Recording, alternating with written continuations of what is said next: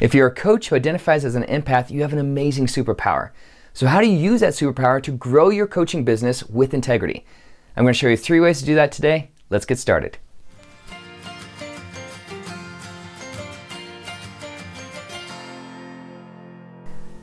Well, my name is Jon Cook. I'm the founder of Keynote Content. And over the last 5 years, I work with close to 1,200 business coaches and consultants one-on-one, helping them craft and share their messages.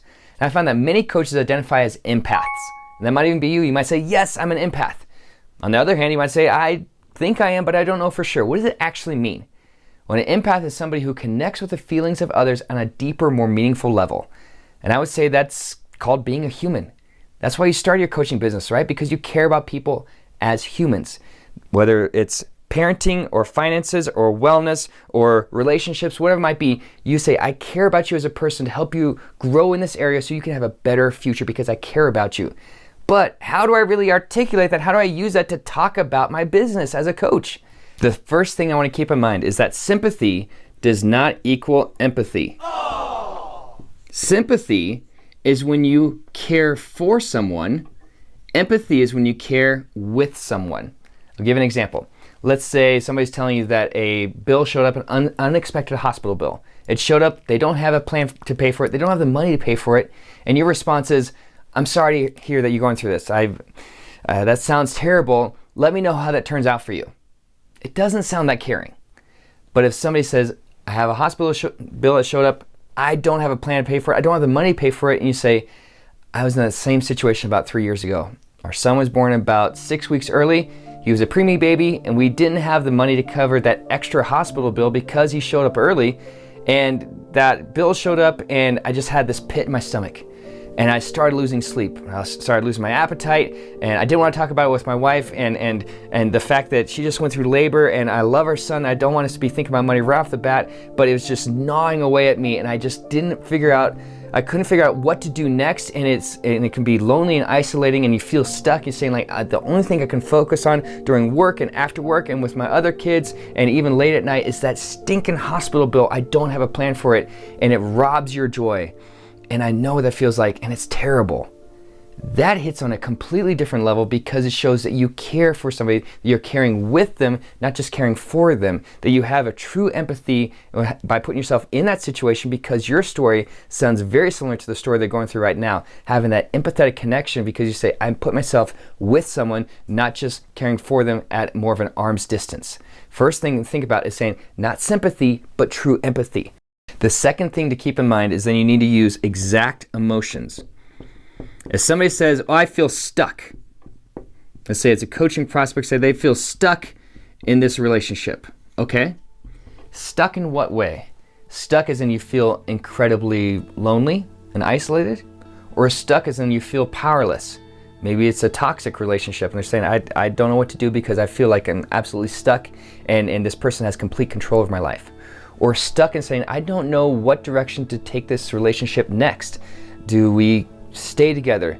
Do we get some distance? Do we try something different? I feel stuck because I don't know what to do next. They used the word stuck, but you found the exact emotion to help articulate what does that stuckness feel like? When they say they feel stuck, what does that actually feel like? And somebody says, okay, I feel incredibly isolated and lonely. If you've been in a relationship where you have felt isolated or lonely, you're saying, it probably feels like this. Like it's just you and you have a roommate. You don't have a partner anymore. Or somebody says, hey, let's say it's a toxic relationship. So I feel stuck because I feel powerless.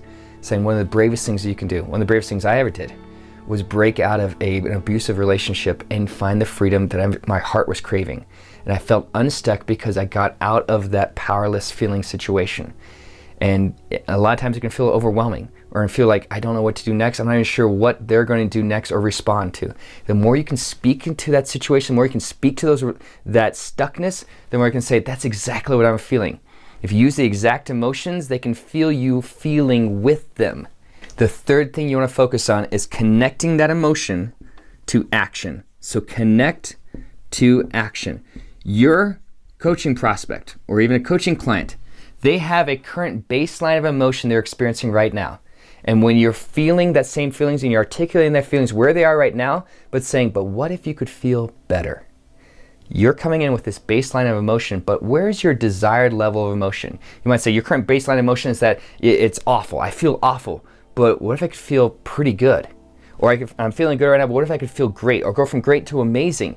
And the difference between their baseline of emotion and the desired emotional level that they're at, that bridge can be your coaching program. That can be your, whether it's 3 months, whether it's 30 days, it's 12 months, whatever your coaching program might be, taken from the current baseline of emotion to the desired level of emotion and saying, I'm going to meet you where you're at. And it feels this way. But what if you can go from feeling confused and lost to found and free and clear in this area of your life? What would that feel like?